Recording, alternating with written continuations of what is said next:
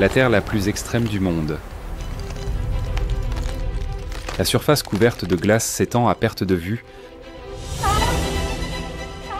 Le vent siffle à travers une dense brume.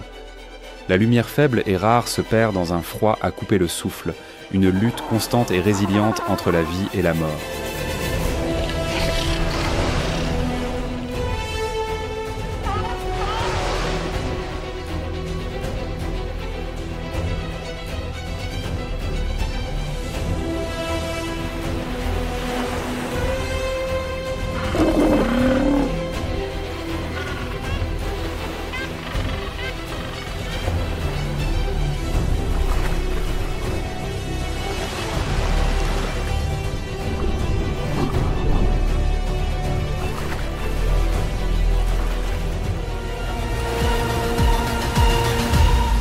Bienvenue en Antarctique extrême, survivre au bout du monde.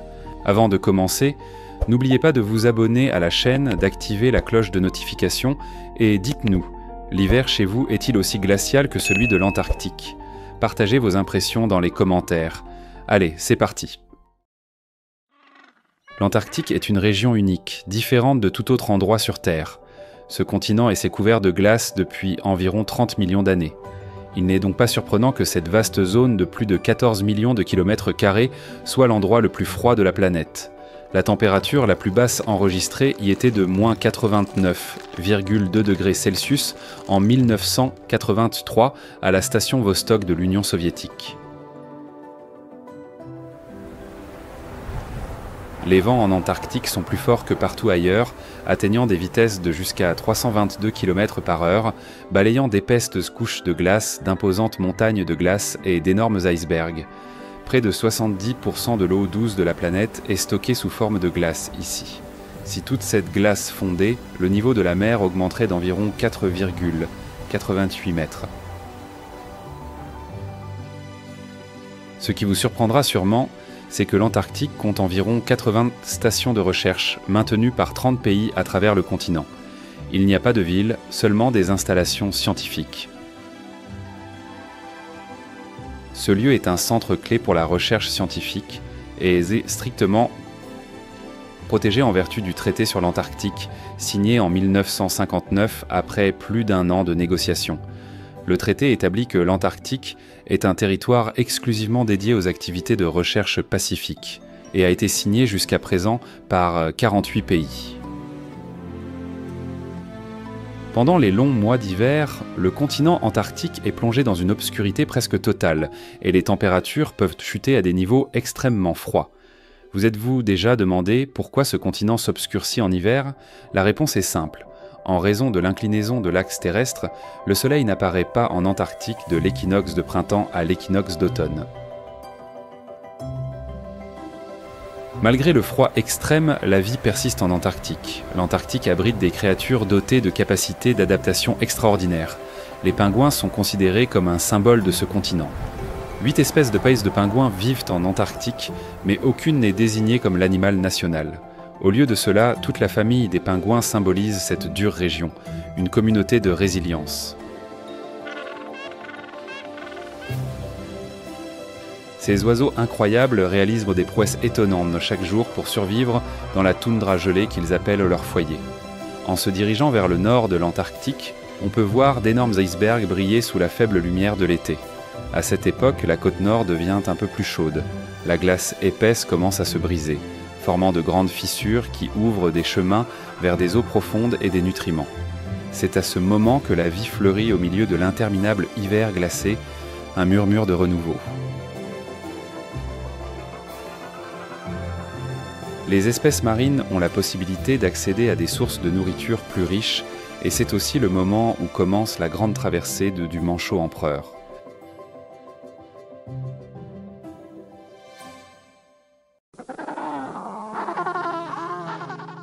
La colonie de manchots empereurs, la plus grande espèce de la famille des manchots, atteignant jusqu'à 1,20 m de hauteur et pesant plus de 40 kg, s'aventure sur la côte glacée pendant tout l'hiver. Les mâles, avec des ailes incapables de voler mais aussi fortes que des bras protecteurs, s'adaptent parfaitement à cet environnement impitoyable. Comme d'autres espèces de manchots, le manchot empereur a un corps mince qui minimise la résistance à la nage. Son plumage imperméable a des couleurs clairement définies. La tête et le dos sont noirs, le ventre est blanc, la poitrine est d'un jaune doux et les taches auriculaires sont d'un jaune éclatant. Ses ailes sont rigides et plates comme des nageoires, toujours repliées pour éviter la perte de chaleur. S'ils ouvrent leurs ailes, la surface exposée à l'air augmente de 16%, une adaptation thermique parfaite. Son apparence est une adaptation parfaite au froid extrême. De là, les manchots empereurs entreprennent un voyage de jusqu'à 75 miles, traversant de vastes champs de glace pas à pas au milieu du froid pénétrant pour atteindre le lieu de reproduction. C'est ici qu'ils s'arrêtent pour accomplir une mission sacrée. Protéger la vie dans chaque œuf fragile, une mission que seule la patience et l'amour profond peuvent réaliser, une méditation sur la persévérance.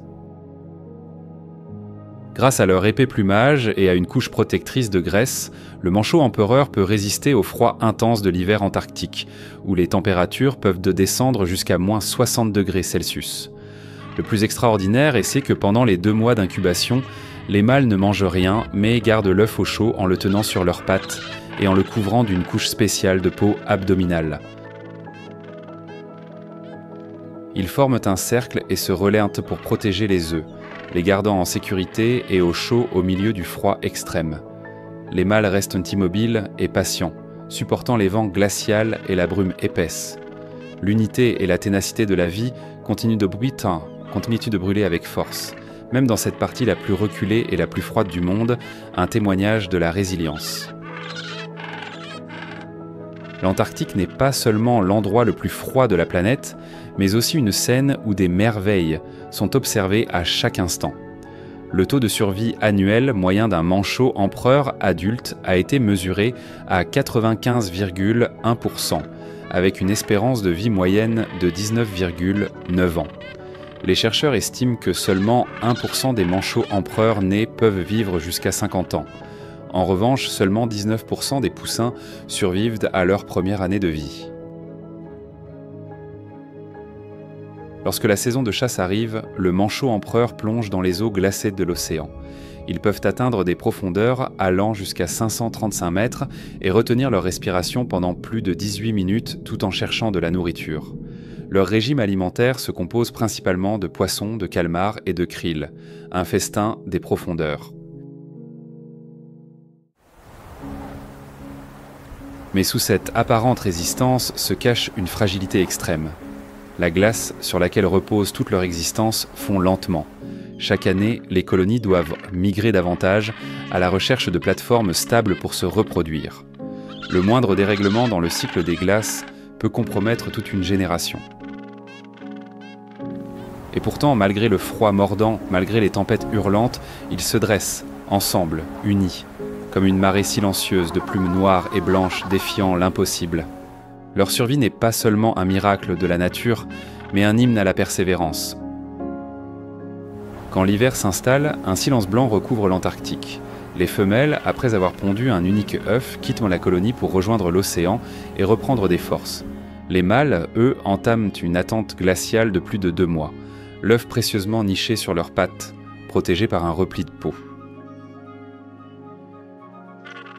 Ils ne mangent pas, ils ne dorment que par sursaut. Dans une tempête constante, ils se serment les uns contre les autres, formant une forteresse vivante contre le vent. Chaque pas, chaque souffle est un acte de foi. Car si l'œuf tombe au sol, même 1 minute, il gèlera à mort.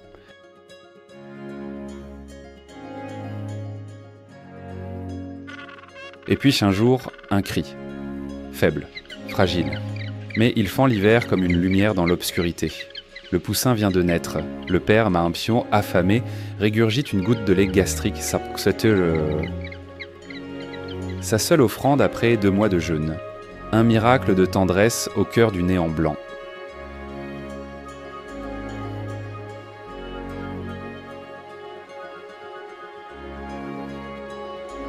Pendant ce temps, loin dans les eaux sombres du sud, les femelles plongent encore et encore, accumulant des réserves vitales. Elles nagent sur des centaines de kilomètres, dans un balai de solitude, poussées par un instinct irréversible. Revenir. Le temps presse. car chaque jour passé en mer est un jour de plus où le poussin affamé attente. La mer suit des repères invisibles, guidés par les vents, les courants, les souvenirs inscrits dans sa chair. Chaque vague est une épreuve, chaque avancée une promesse. Et enfin, au loin, le murmure de la colonie. Elle reconnaît les chants. Le cœur s'emballe. Sur la banquise, parmi des milliers de cris, elle cherche et retrouve le père, le petit, le nid fragile dans le souffle glacé. Et là, une nouvelle danse commence, celle de l'amour et de la survie partagée.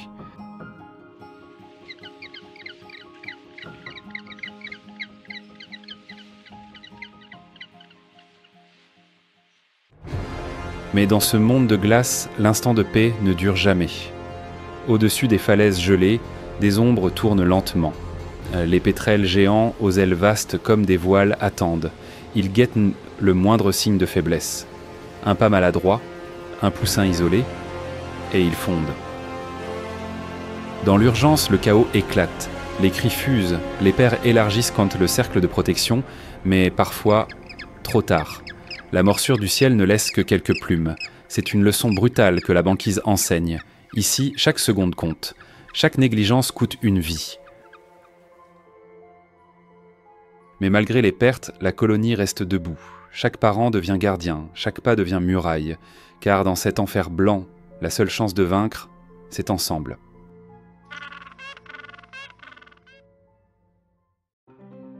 En continuant le voyage vers la péninsule antarctique, où le climat est un peu plus agréable comparé aux interminables couches de glace du nord, ce lieu était considéré comme la région la plus tempérée de l'Antarctique. Pendant l'été, la fonte des glaces est plus importante, formant de petites baies et des zones d'eau ouvertes près de la côte. Avec moins de glace flottante et des températures légèrement plus chaudes, cette zone devient un refuge idéal pour de nombreuses espèces de faune sauvage. L'île de la Géorgie du Sud est perçue comme le paradis de l'Antarctique. Ici, les pingouins et les phoques peuvent en se nourrir, se déplacer et vivre en toute tranquillité dans l'environnement serein et unique du continent antarctique, une oasis de vie.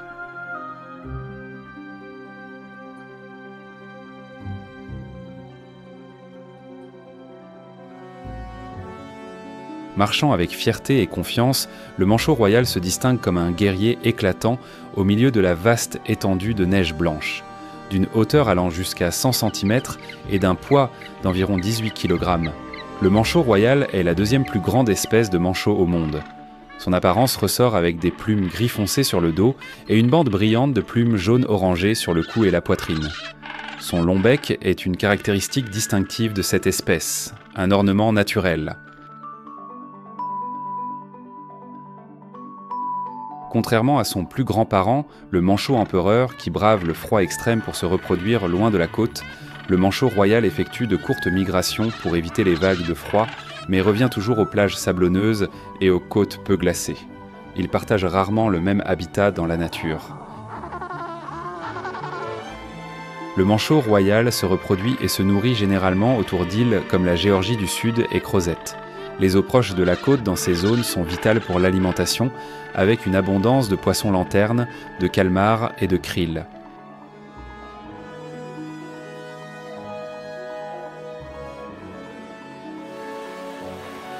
Le manchot royal plonge généralement à des profondeurs de plus de 100 mètres et même jusqu'à 300 mètres, restant sous l'eau environ 5 minutes pendant chaque chasse. Non seulement ils plongent très profondément, mais ils se déplacent aussi avec agilité dans l'eau à une vitesse d'entre 6 et 10 km/h. Parfois, ils utilisent la technique de la nage en marsouin pour maintenir la vitesse et économiser l'énergie. Vous trouverez sûrement curieux de voir leur image comique mais résiliente sur terre ferme. Ils marchent souvent en titubant ou glissent sur la glace en utilisant leur ventre pour conserver l'énergie. Contrairement à la plupart des espèces de manchots, le manchot royal a un cycle reproductif qui dure entre 14 et 16 mois, et chaque couple ne réussit à élever qu'un seul petit sur une période de 2 ans. Lorsque l'œuf est épondu, les parents du manchot royal se relaient pour l'incuber dans une poche sur leurs pattes, le protégeant du froid extrême de la glace. Pendant le rude hiver, les poussins se regroupent en crèche. Ces petits groupes sont pris en charge par quelques manchots adultes, tandis que les parents sont occupés à chercher de la nourriture. Les poussins ont un long bec et un épais duvet brun foncé, très différent du plumage gris des poussins de manchots empereurs, qui ont un masque noir et blanc. Des centaines de milliers de manchots royaux se rassemblent en grandes colonies, comme dans la plaine de Salisbury, sur l'île de Géorgie du Sud. Avec plus de 100 000 couples reproducteurs, ils se placent au très près les uns des autres, formant un espace précis, semblable à un labyrinthe, recréant l'ordre miraculeux arrangé par la nature. Mais au sein de ces crèches denses, le danger est partout. Le moindre cri, la plus petite agitation attire l'attention. Les pétrels géants, encore eux, survolent sans relâche. Un poussin isolé, malade ou perdu, devient une cible. Car même au cœur de l'unité, la vulnérabilité trouve une faille. Pourtant, chaque adulte veille. Il crie, bouscule, se dresse en rempart face au ciel. Le courage n'a pas de taille, seulement une nécessité. Dans ce ballet synchronisé, où chaque être joue sa partition, la colonie devient une seule entité vivante, battant d'un seul cœur. Et sous la morsure du vent, dans ce labyrinthe vibrant de cris, d'odeurs et de chaleur partagées, les poussins survivent. Non pas grâce à leur force, mais grâce au collectif. Car ici, le plus fort n'est pas celui qui se bat seul, mais celui qui ne tombe jamais quand il est soutenu par les autres. Les semaines passent, le duvet brun tombe, remplacé par un plumage lisse et imperméable. Le vent mord toujours, mais les poussins sont prêts. Le regard s'ouvre vers la mer. Ce monde inconnu, vaste, mouvant, les appelle.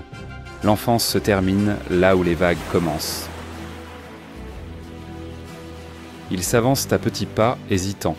Certains s'arrêtent, d'autres plongent d'un seul élan. Il n'y a pas de guide, seulement l'appel profond inscrit dans leurs cellules. Ce moment n'est pas une fuite, c'est un passage, le début d'un cycle, vieux comme la glace. Désormais seuls, ils affrontent le large. Chaque vague est une leçon, chaque proie une victoire. Ils apprennent à lire les courants, à échapper aux ombres, à danser avec le froid. Ils ne sont plus des poussins. Ils deviennent l'écho vivant d'une lignée façonnée par le vent et le sel. Ils disparaissent peu à peu dans l'écume avalée par l'horizon. Mais leur présence demeure, dans les cris portés par le vent, dans les empreintes figées sur la glace fondue. Chaque départ scelle une continuité. Rien n'est vraiment perdu tant que quelqu'un répond à l'appel. Et quelque part sur Malescopois, s'éteint sur la même plage battue par les vents, un nouvel œuf repose sous les plumes chaudes d'un parent, car le cycle recommence encore et encore. Et tant que les manchots reviendront, c'est dit tant que les vagues viendront lécher la glace, pro et proèche, la vie aura toujours le dernier mot. Et ainsi le cycle recommence. Sur cette île battue par les vents, dans ce royaume de glace et de pierre, la vie persiste. Chaque départ est une promesse.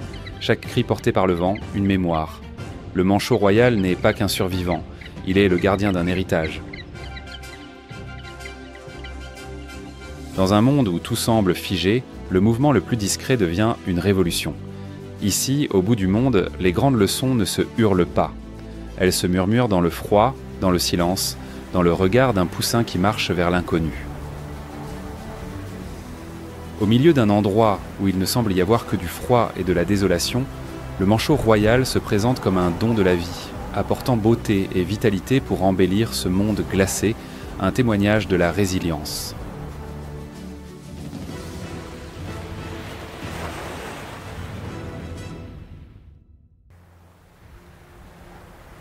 Non loin de là, le phoque de Weddell, avec son corps potelé et ses yeux brillants, émerge de la glace. Pesant entre 400 et 600 kg et mesurant environ 3,5 mètres de long, le phoque de Weddell a une épaisse couche de graisse qui lui permet de rester au chaud dans les eaux glaciales, une armure naturelle contre le froid. Ce qui rend le phoque de Weddell vraiment spécial, c'est sa patience et son incroyable capacité à survivre dans le monde glacé. Entre d'épaisses couches de glace, il ne chasse pas seulement des proies, mais affronte également le plus grand défi, maintenir une source d'air pour survivre. Sans autre option, le phoque de Weddell doit créer ses propres trous de respiration dans la glace épaisse.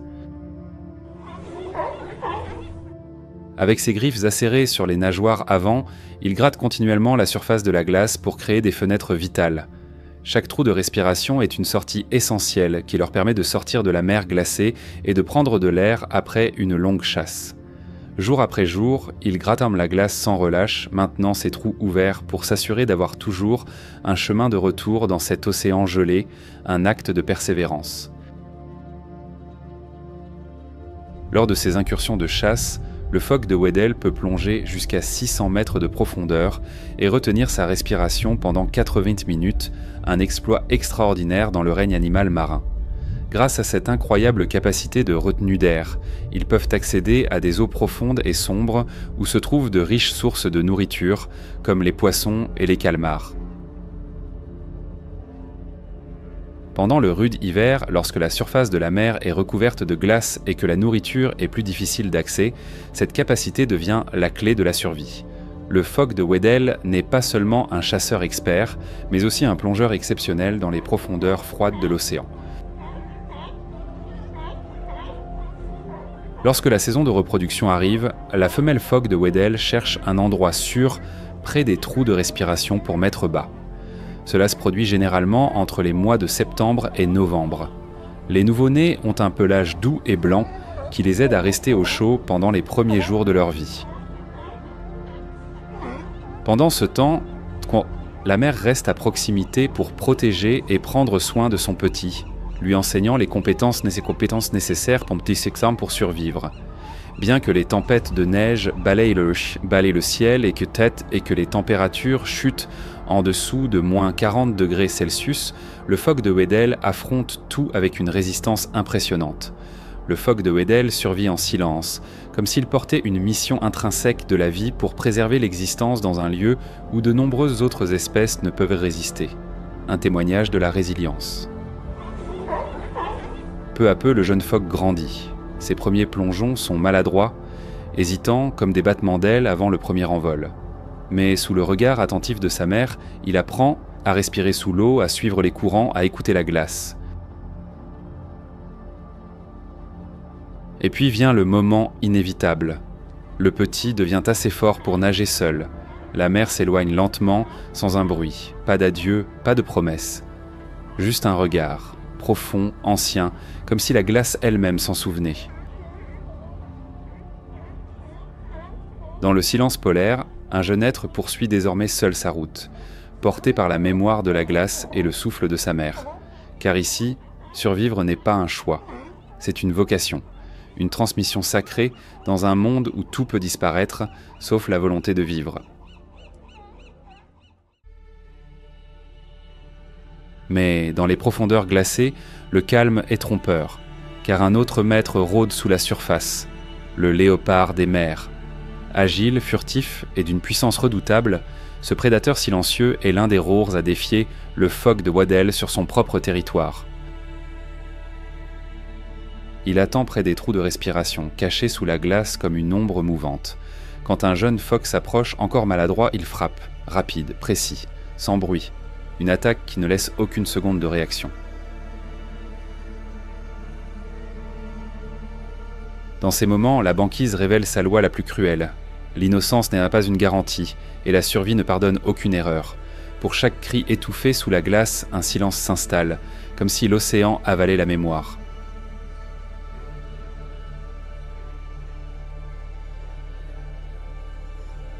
Et pourtant, même face à ce péril, les phoques de Weddell ne fuient pas. Ils s'adaptent, ils apprennent, le danger façonne leur instinct, aiguise leur vigilance.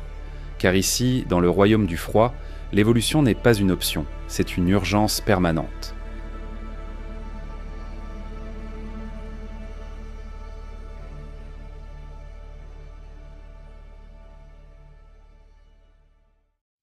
Derrière les énormes icebergs se déroule une autre histoire pleine de couleurs au milieu du paysage glacé. Le manchot papou, une espèce unique de l'Antarctique. D'une hauteur d'entre 70 et 90 cm et d'un poids d'entre 5 et 8 kg, le manchot papou est le troisième plus grand manchot du monde.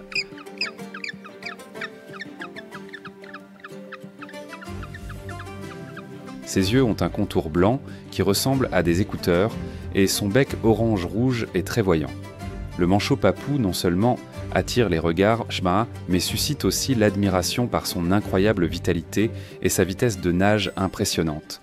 C'est le manchot le plus rapide du monde, atteignant des vitesses de jusqu'à 36 km/h.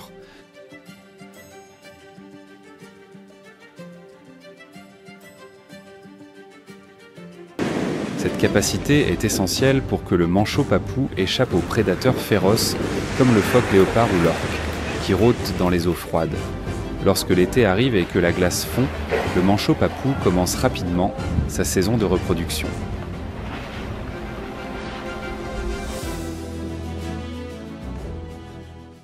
Contrairement à de nombreuses autres espèces de manchots qui doivent migrer loin, le manchot papou reste fidèle aux côtes peu glacées, comme les îles Malouines et l'île Kerguelen.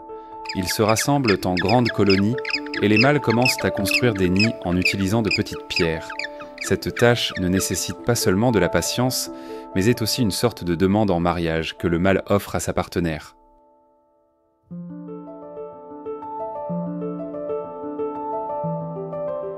Ces pierres sont des cadeaux que le mâle recueille soigneusement de différents endroits, souvent en faisant face à la concurrence d'autres mâles, pour les livrer à la femelle choisie.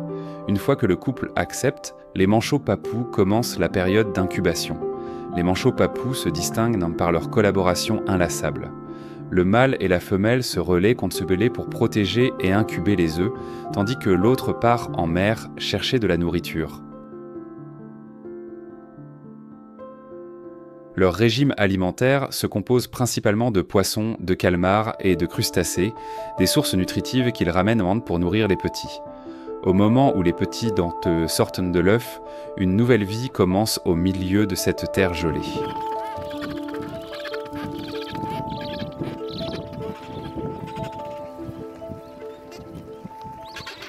Les petits manchots papous, fragiles et incapables de nager, sont soigneusement pris en charge et protégés par leurs parents. Les cris rauques de la colonie de manchots papous résonnent dans la neige comme une symphonie de vie qui affirme la force vitale dans cet environnement si hostile, un écho de résilience.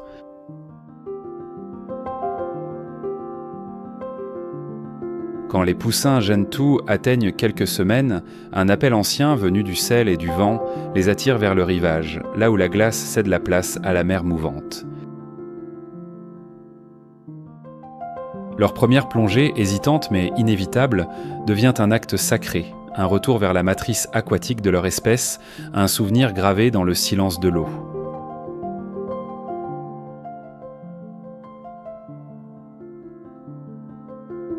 Les adultes les observent sans un bruit, confiants en la sagesse des cycles, en cette force invisible qui relie le souffle de l'iceberg au battement d'une aile naissante.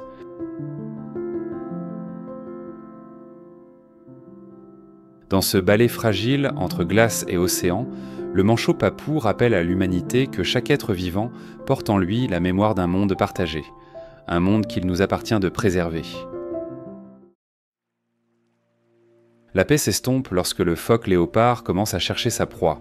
Ce prédateur expert possède force, intelligence et une cruauté implacable au milieu de la glace. Ils habitent généralement autour des icebergs, proches de crins de la péninsule antarctique et des îles de l'archipel des Shetland, des souverains des glaces.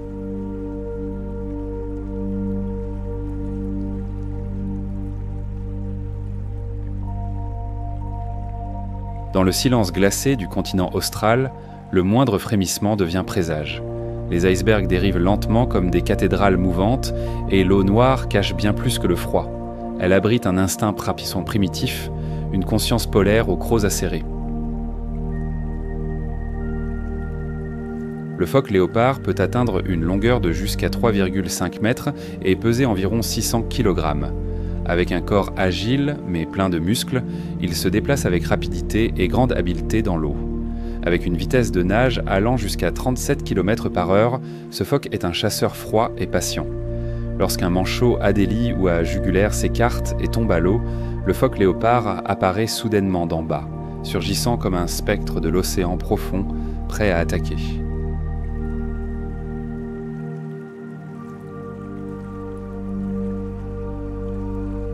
Lorsqu'il glisse dans l'eau, le phoque léopard devient presque invisible. Une présence pure, faite de puissance contenue.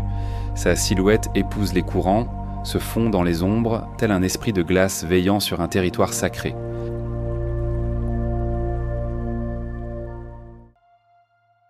Son approche est souvent lente, calculée, presque méditative.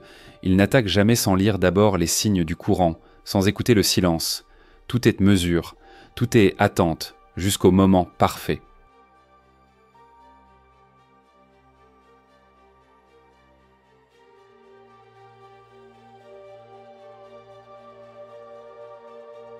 L'attaque est rapide et précise. Ses dents acérées et ses mâchoires musclées lui permettent dans cette ombre de déchirer facilement sa proie, visant les points faibles pour mettre fin à la poursuite en un instant. La tactique du phoque léopard devient encore plus cruelle lorsqu'il submerge sa proie sous l'eau, la maintenant jusqu'à ce qu'elle perde toute résistance. Une danse mortelle.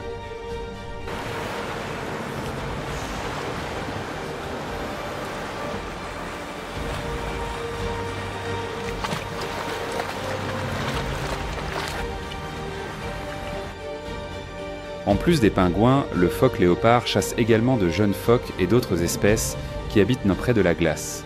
Cependant, le destin de ces prédateurs d'élite, comme le phoque léopard, reste menacé par un chasseur suprême de l'océan.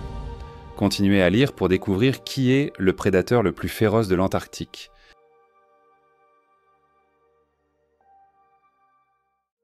En s'aventurant dans la mer de Ross, un monde vibrant se révèle. Les courants océaniques entraînent d'abondants nutriments depuis les profondeurs, nourrissant des millions de créatures. Dans ce centre de reproduction prospère, l'été antarctique est arrivé. La glace fond lentement et les eaux s'étendent, révélant des côtes regorgeant de nourriture, un festin de la nature qui attire d'innombrables espèces qui viennent y habiter et se reproduire. C'est le moment de l'épanouissement, de la vie.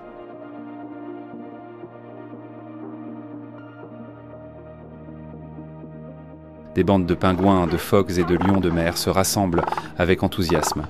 Chaque espèce apporte sa propre identité et son comportement, mais toutes partagent un espace commun rempli d'énergie et de vitalité, une symphonie de la coexistence.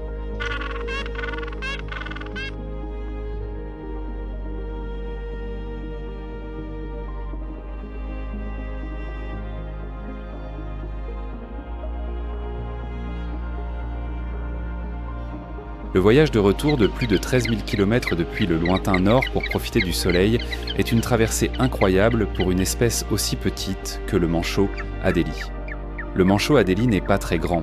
Il ne mesure qu'environ 70 cm de long et pèse en moyenne entre 3,8 et 8,2 kg, beaucoup plus petit que les grands manchots comme le manchot royal ou le manchot empereur. Mais ne vous laissez pas tromper par sa taille, ces oiseaux ont un courage impressionnant et une persistance extraordinaire. Ils courent senteux vers les rochers dégagés de la côte, couple par couple en grandes colonies. Chacun commence sa tâche, construire un nid. Sans plantes ni herbes disponibles, ils utilisent les pierres de la côte pour construire leur nid. Et chaque pierre est transportée et placée avec soin pour protéger les œufs de l'eau glacée.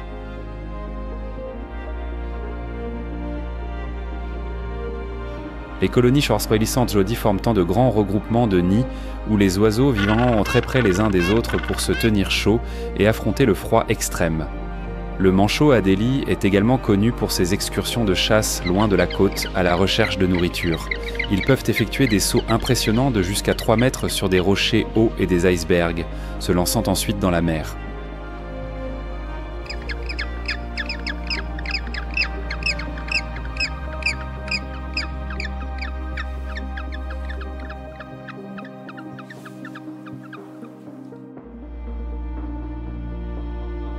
Dans l'eau, le manchot Adélie nage rapidement à une vitesse de 8 km/h et peut plonger jusqu'à 150 mètres à la recherche de poissons.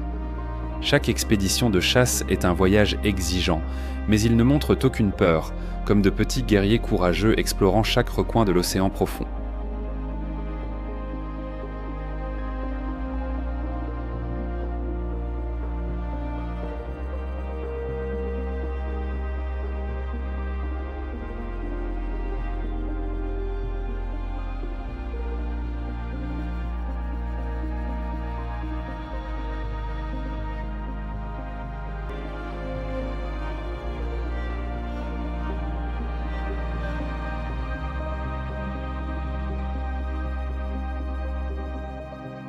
Le plus grand problème du manchot.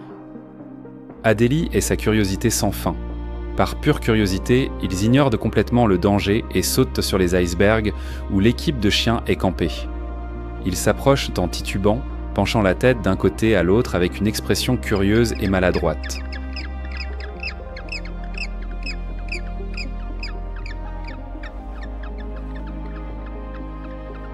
Les chiens hurlent et essaient de se lancer en avant à travers leurs laisses, mais les oiseaux ne montrent aucune peur. Ils pensent que c'est un salut et font quelques pas de plus. Les chiens aboient frénétiquement, mais les manchots, Adélie s'arrête injuste, hérissent les plumes de leur cou et crient d'indignation. Puis, un pas de plus, un saut inattendu. Il y a un cri, un gazouillis, une tache rouge sur la neige blanche, et l'incident se termine là, une danse de la naïveté. Sur le continent gelé, aucun être vivant ne peut égaler la taille de l'éléphant de mer australe. Avec ses grands yeux ronds, son nez gonflé qui ressemble à une trompe d'éléphant et son corps imposant, ce sont des créatures à la fois majestueuses et terrifiantes.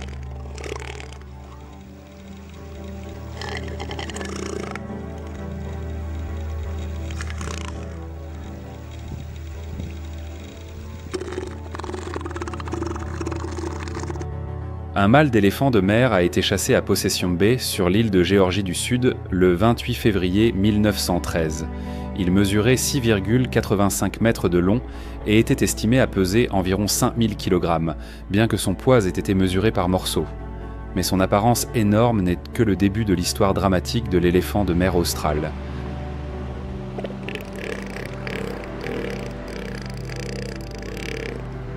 La saison de reproduction est le moment le plus crucial de leur vie.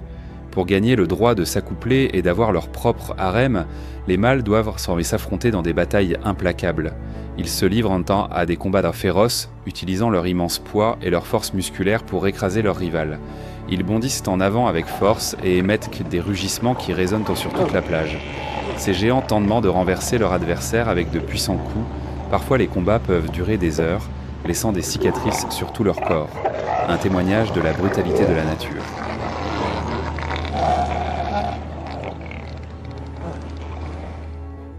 Le résultat est rarement mortel, et le mâle vaincu s'enfuit généralement. Un fait curieux est que les conflits entre mâles dominants sont souvent résolus par des postures et des rugissements plutôt que par des affrontements physiques. Cependant, les affrontements font partie de leur routine quotidienne. La brutalité de ces combats n'est pas seulement due à l'instinct de compétition pour le droit de s'accoupler, mais aussi à la nature d'un véritable dominateur.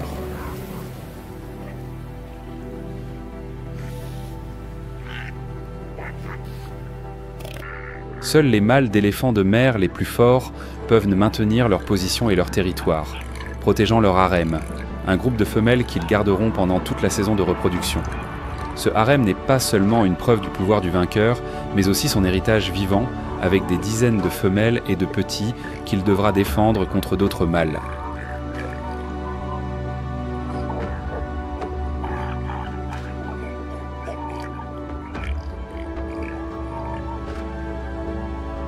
En plus d'être de puissants combattants terrestres, les éléphants de mer sont des chasseurs impressionnants dans les profondeurs de l'océan. Ils peuvent plonger jusqu'à 2000 mètres et retenir leur respiration pendant plus d'une heure, un record rare parmi les mammifères marins.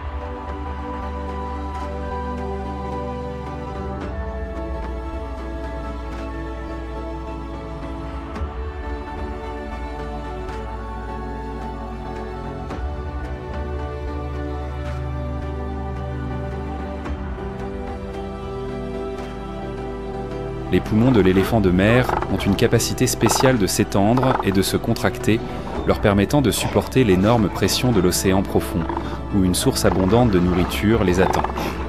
Cette incroyable capacité d'adaptation leur permet non seulement de survivre, mais aussi de prospérer dans les environnements les plus extrêmes de l'océan, une sagesse de la profondeur.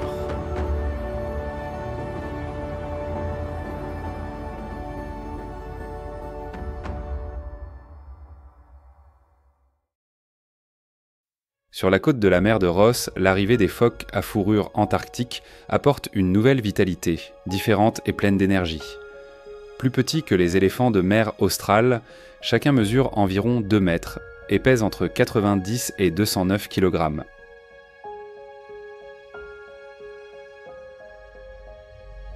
Tandis que les géants se déplacent lourdement, les phoques à fourrure antarctique glissent sur Terre avec une agilité impressionnante.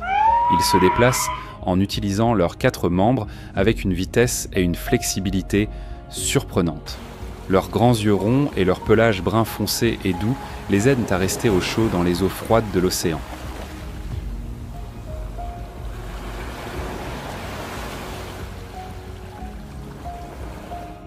Sous l'eau, le phoque à fourrure antarctique est un chasseur exceptionnel, capable de plonger jusqu'à 200 mètres et de nager à des vitesses allant jusqu'à 25 km/h. Ils traversent les eaux froides à la recherche de nourriture. Pendant chaque chasse, ils passent la majeure partie de leur temps en mer, profitant de leur agilité pour capturer de petits poissons et des calmars.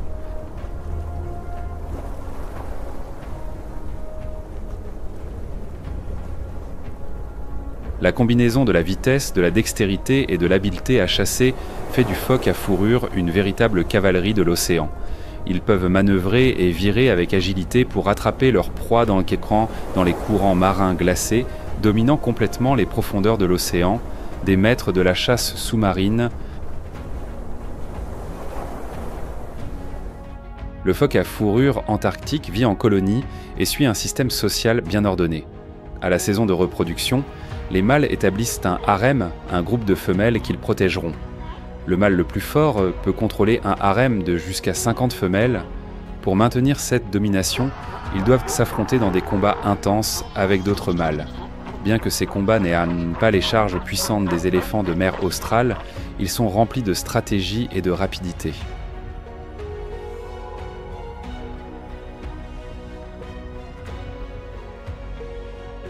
En s'aventurant dans la mer de Ross, un monde vibrant se révèle.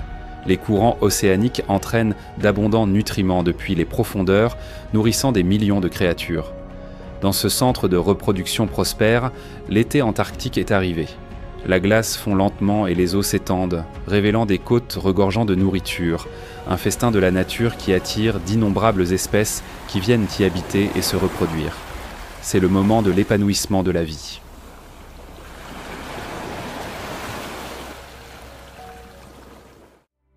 La nature a façonné une créature parfaite qui allie force, intelligence et férocité. Dans la nature, l'orque n'a pas d'ennemi. Vous savez sûrement maintenant qui est le prédateur le plus redoutable de l'Antarctique.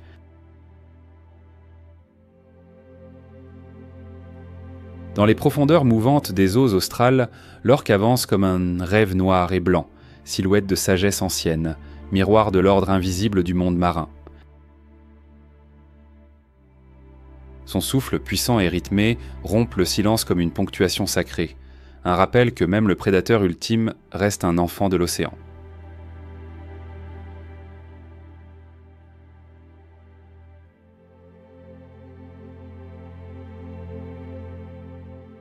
Avec un corps brillant en noir et blanc, une orque adulte peut mesurer jusqu'à 9 mètres de long et peser jusqu'à 6 tonnes. Les orques chassant en groupes bien coordonnés. Généralement, une meute d'orques se compose de 3 à 5 individus, bien que parfois le nombre augmente lorsque 2 familles s'unissent. Dans chaque groupe familial, l'union est plus forte que la peur. Les orques vivent dans des lignées matriarcales, suivant la voie des mères des Krandrazansi, les gardiennes d'Oxin de la mémoire océanique.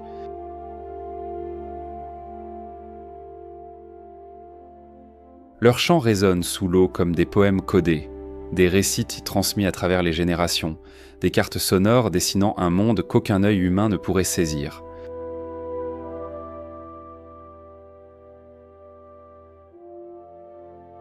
Leur pouvoir de chasse réside dans leur capacité à se coordonner parfaitement, comme une armée bien entraînée. Avec une force impressionnante et un ensemble de 50 dents acérées, l'orque instille la terreur chez toute créature qui habite son territoire.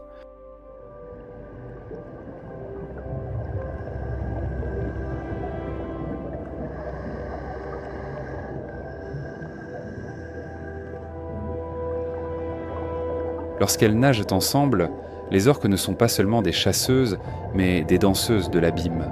Chaque mouvement synchronisé est une offrande à la fluidité du vivant.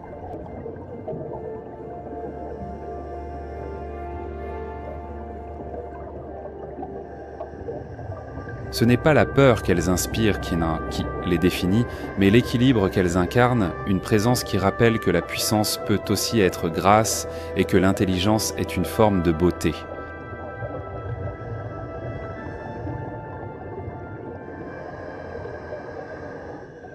Cependant, les orques ne déchirent pas simplement leur proie, leur meilleure arme est la stratégie et la ruse. Chaque proie exige une tactique spécifique, mais toutes les chasses sont des attaques intelligentes et létales, visant les points faibles. Cependant, il n'est pas facile d'assister à ces batailles mortelles, car il est très rare d'observer les orques chassant en action.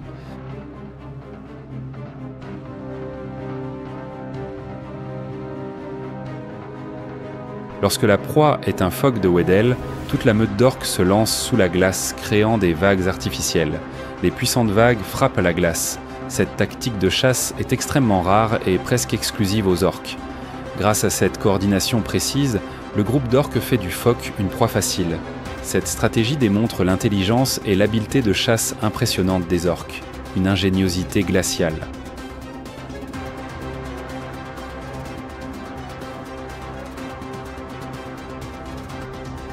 L'explorateur a filmé une meute de baleines entrant sur le territoire des orques, le groupe le plus féroce de l'océan. Le groupe sera bientôt divisé. Avec une vitesse allant jusqu'à 56 km/h, les orques séparent généralement la baleine mère de son petit. Elles utilisent des coups de tête brutaux pour attaquer et submergent le petit pour qu'il ne puisse plus respirer. Et quel sera le dénouement de cette bataille ?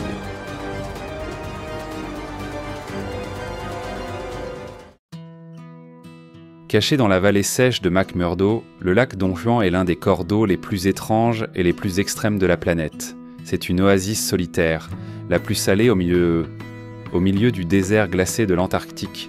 Cet endroit est si aride et froid que même la neige peut à peine s'y fixer. Avec une concentration de sel atteignant 40%, plus de 10 fois celle de l'océan, le lac Don Juan possède un pouvoir extraordinaire, une alchimie de l'extrême. L'eau ici ne gèle jamais, même lorsque la température descend à moins 50 degrés Celsius. Dans le froid mordant, la surface sombre du lac brille, reflétant le ciel gris comme un miroir d'une autre planète où la vie semble s'être arrêtée. L'extrême rudesse de cet environnement a fait du lac Don Juan un trésor scientifique inestimable. Ce n'est pas un lieu pour la survie de grandes créatures, c'est le foyer d'une forme de vie minuscule. Les micro-organismes extrémophiles qui peuvent supporter des niveaux élevés de sel et des températures extrêmes. En particulier, les études sur le lac Don Juan ont des implications encore plus larges, offrant de l'espoir quant à l'existence possible de vie sur d'autres planètes comme Mars, où les conditions pourraient être tout aussi rigoureuses, un murmure de l'univers.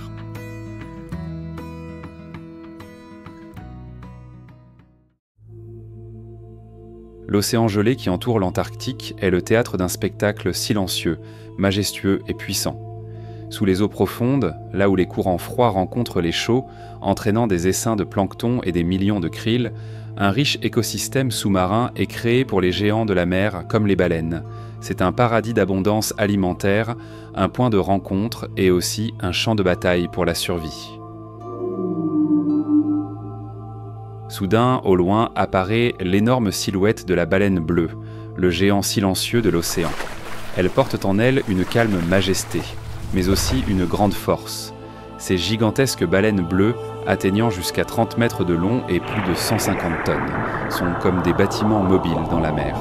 Leur immense taille limite leur capacité à sauter hors de l'eau, une caractéristique distinctive d'autres espèces de baleines.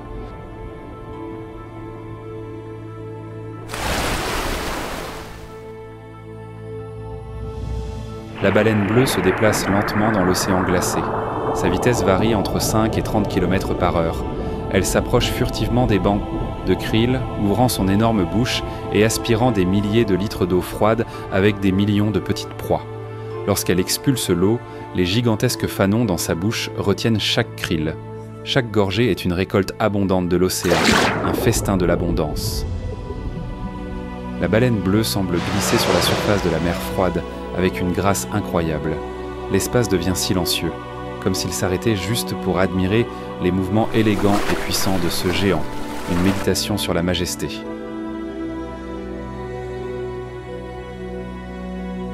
Sous cette surface glaciale, loin des regards, les chants mélodieux de la baleine bleue résonnent doucement, parcourant des centaines de kilomètres à travers les eaux profondes.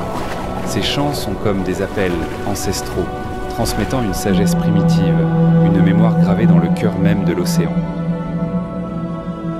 Chaque année, ces géants accomplissent des migrations extraordinaires, traversant les océans du monde en suivant les courants invisibles et les constellations sous-marines, guidés par une connexion intrinsèque avec les cycles éternels de la nature. Ils portent en eux la mémoire de l'eau, héritée de générations infinies. Une mère baleine bleue glisse avec tendresse aux côtés de son petit, l'initiant doucement à ce voyage ancestral. Elle lui enseigne silencieusement les secrets de la navigation, les subtilités de la chasse au krill et surtout la patience nécessaire à la survie. C'est une danse délicate, une transmission intime du savoir nécessaire à la perpétuation de l'espèce. La baleine bleue incarne ainsi, sans le savoir, la sacralité de la vie marine, rappelant subtilement à l'humain l'importance du respect envers ces sanctuaires naturels. À travers son existence, elle souligne la fragilité et la grandeur de l'équilibre écologique, une harmonie délicate façonnée par l'énergie cosmique qui relie toute chose vivante.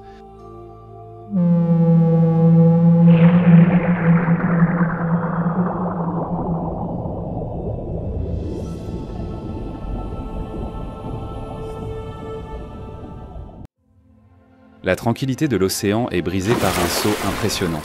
L'eau glacée s'élève quand une baleine à bosse saute avec force hors de la mer, comme si elle voulait traverser le ciel. Son corps énorme tourne dans les airs tandis que des milliers de gouttes d'eau brillent, formant un arc avant de retomber avec fracas. L'océan tremble.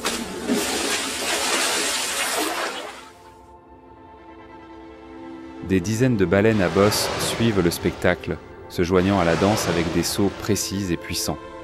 Sous le soleil faible de l'été antarctique, les sauts continus créent une scène dramatique, un chant de force et de liberté absolue résonnant entre l'océan profond et la glace, une symphonie de l'existence. Quand vient l'heure de chasser, la baleine à bosse déploie sa tactique unique, le filet de bulles. Elles nagent en groupe, se coordonnant pour créer un anneau de bulles qui encercle le banc de poissons, empêchant les proies de proie de s'échapper. L'eau s'agite, formant de l'écume blanche. Les poissons, désespérés, tentent de fuir le cercle de bulles, mais sont poussés vers le piège mortel. En un instant de tension, le groupe de baleines à bosse émerge du fond avec leurs énormes bouches ouvertes, piégeant les proies. Le son de l'eau bouillonnante et les rugissements des baleines créent une symphonie dramatique de la chasse. La chasse se termine et le groupe de baleines plonge lentement à nouveau, ramenant le silence à l'océan.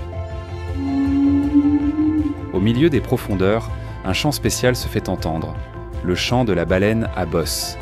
La mélodie s'étend à travers l'eau glacée, sereine mais puissante. Chaque note raconte l'histoire d'un voyage de milliers de kilomètres de ces créatures gigantesques. L'écho à travers l'eau est un murmure de l'océan sur la vie, la camaraderie et le fort instinct de survie que l'univers a accordé. Ce chant pourtant sans parole parle à l'âme de l'océan. Chaque modulation, chaque vibration est une empreinte ancienne, un langage oublié que seules les grandes profondeurs comprennent encore. Les baleines à bosse ne chantent donc pas pour être entendues, elles chantent pour se souvenir. Parfois dans le grand silence antarctique, leur chant semble flotter des heures durant, comme suspendu dans le temps. D'un individu à l'autre, la mélodie s'échange, se transforme légèrement, mais conserve l'essence, un rituel sonore transmis par la mémoire de l'eau. Ces chants suivent les routes migratoires comme des balises invisibles, guidant les jeunes générations sur des chemins que leurs ancêtres ont jadis parcourus. Ce sont les lignes mélodiques d'une carte vivante, tracée non par les courants mais par l'instinct cosmique de la transmission. Chaque chant est aussi une offrande, à l'océan, au vent et à la glace. C'est une manière d'habiter le monde avec grâce, de dialoguer avec les éléments sans jamais rompre l'harmonie fragile. Dans la solitude immense, le chant devient lien, trace d'une présence qui refuse l'oubli.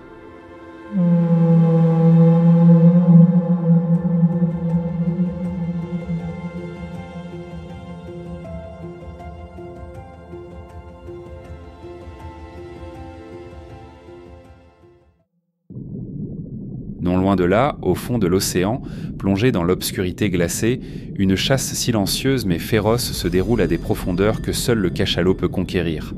Avec un corps gigantesque pouvant atteindre 20 mètres de long et pesant plus de 50 tonnes, le cachalot est l'un des chasseurs les plus redoutables de l'océan. Mais la taille n'est qu'une partie de son pouvoir. Ce qui les distingue vraiment, c'est leur puissant système de sonar, une capacité d'écholocation exceptionnelle. En plongeant à plus de 2000 mètres, la pression écrasante de l'eau détruirait la plupart des êtres vivants. Le cachalot continue d'avancer, courageux, vers l'obscurité, armé uniquement du son. Les puissants signaux sonars émis par la plus grande caisse de résonance du règne animal résonnent à travers l'océan, à la recherche de proies cachées dans l'obscurité. Dans l'obscurité infinie, le calmar géant est silencieux mais terrifiant. Ses longs tentacules s'étendent comme un filet mortel, détectant sa proie avec les échos du sonar. Le cachalot se lance avec une vitesse surprenante. Les yeux ne peuvent pas voir, mais le son réfléchit et sa vue la plus précise.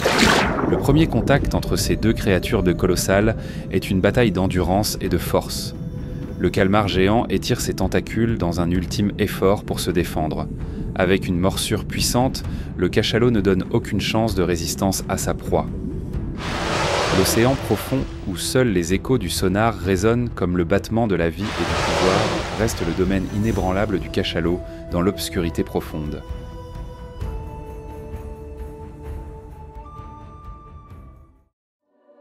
L'écosystème de l'Antarctique joue un rôle crucial dans le maintien de l'équilibre climatique mondial. Agissant comme un climatiseur géant, les icebergs de l'Antarctique réfléchissent la lumière solaire, aidant à refroidir la Terre. La faune diverse de l'Antarctique, de la baleine bleue à l'orque, en passant par le manchot empereur et le phoque de Weddell, non seulement s'adapte à l'environnement extrême, mais joue également un rôle clé dans le maintien de l'équilibre écologique. Elle régule les populations d'autres espèces dans la chaîne alimentaire, aidant à stabiliser le vaste écosystème marin, une symphonie de l'équilibre.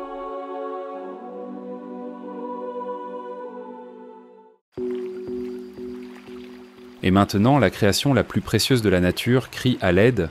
L'Antarctique fait face à de graves impacts dus au changement climatique et aux activités humaines. Le plus alarmant est la vitesse de fonte des icebergs. L'augmentation de la température océanique a accéléré la fonte des glaciers dans l'ouest de l'Antarctique, multipliant par 4 la vitesse de fonte depuis la fin du XXe siècle.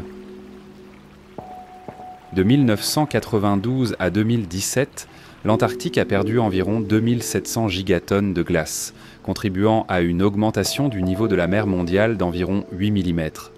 Cette fonte rapide a réduit l'étendue de la glace marine autour de l'Antarctique, atteignant un minimum historique en 2022, avec une tendance à la baisse depuis 2015. La glace marine est l'habitat essentiel de nombreuses espèces, en particulier pour le manchot empereur, qui dépend de la glace pour se reproduire. Le changement climatique menace sa survie, car les hivers raccourcissent et la glace fond plus tôt, perturbant son cycle reproductif. Certaines études prévoient que si cette situation ne s'améliore pas d'ici la fin du XXIe siècle, plus de 80% de la population de manchots empereurs pourrait disparaître. Officiellement, le manchot empereur est en danger d'extinction. La population d'adélie dans la péninsule antarctique a également diminué de 90% depuis 1991 en raison de la réduction de la glace marine, un murmure silencieux de la perte. Non seulement les impacts du changement climatique, mais aussi la surexploitation de la pêche se produisent, en particulier la pêche au krill, qui est la principale source de nourriture pour de nombreuses espèces de l'Antarctique. La capture de krill a atteint des niveaux plus élevés depuis les années 1980, ce qui réduit l'approvisionnement en nourriture vitale pour les espèces indigènes de la région.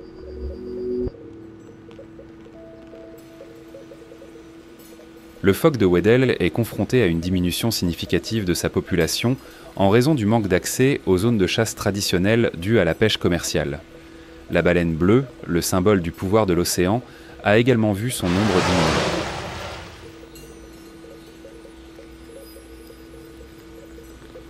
De plus, l'afflux de touristes et l'expansion des stations de recherche ont laissé une empreinte écologique croissante sur ce continent. Des études indiquent que la pollution par les déchets plastiques et les produits chimiques comme l'huile s'est accumulée dans les écosystèmes, affectant négativement la vie des animaux indigènes. Le manchot Adélie a une nature curieuse et exploratrice. Il avale toujours accidentellement des objets qu'il considère comme de la nourriture. Bien que le nombre de touristes soit contrôlé, l'augmentation de la pollution a exercé une forte pression sur un environnement déjà fragile, un murmure d'alerte.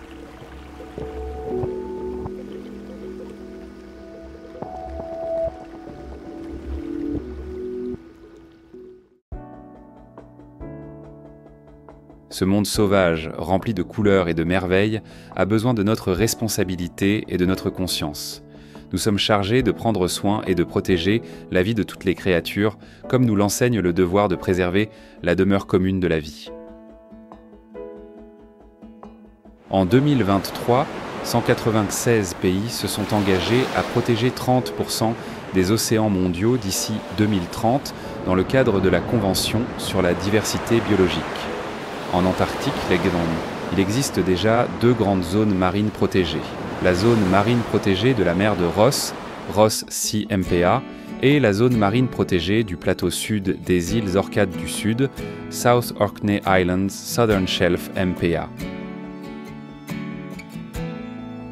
La Ross Sea MPA, avec une superficie de plus de 2 millions de kilomètres carrés, est la plus grande zone marine protégée au monde et joue un rôle crucial dans la protection des riches écosystèmes de la région. De nouvelles zones ont été proposées, telles que la péninsule antarctique, la mer de Weddell et le sud-est de l'Antarctique, avec une extension totale de jusqu'à 4 millions de kilomètres carrés depuis 2022.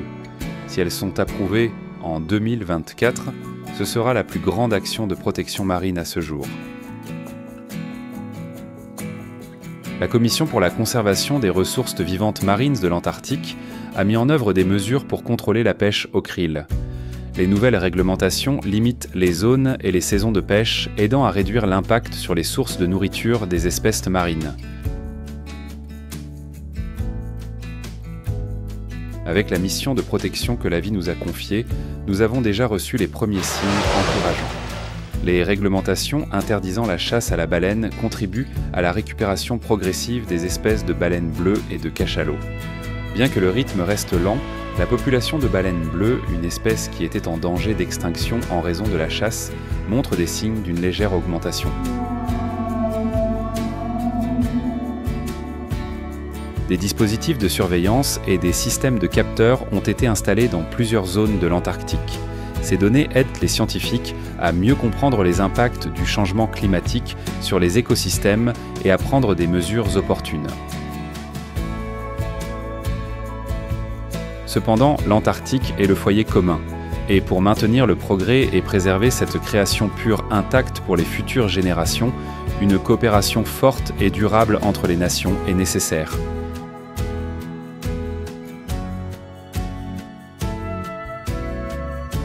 Si vous avez déjà eu l'occasion de visiter la beauté sauvage et unique de l'Antarctique, partagez votre histoire dans les commentaires. Ce sera une source d'inspiration et de motivation pour les efforts de conservation de la nature et des espèces rares, tandis que nous protégeons cette belle planète pour les futures générations. N'oubliez pas d'aimer, de vous abonner à la chaîne et d'activer la cloche de notification pour nous rejoindre dans les prochaines aventures merveilleuses.